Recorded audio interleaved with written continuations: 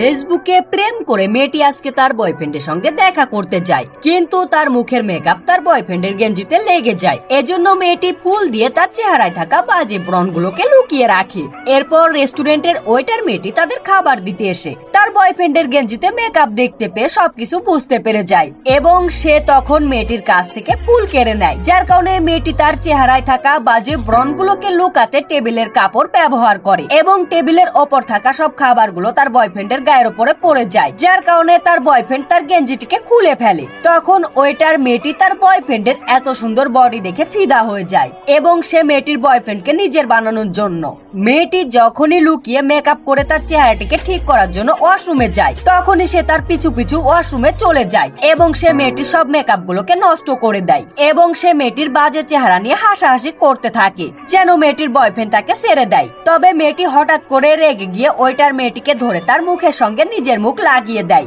যার কারণে এই মেয়েটির মুখে থাকা বাজে ব্রণগুলো দুষ্টু ওইটার মেয়েটির মুখে লেগে যায়।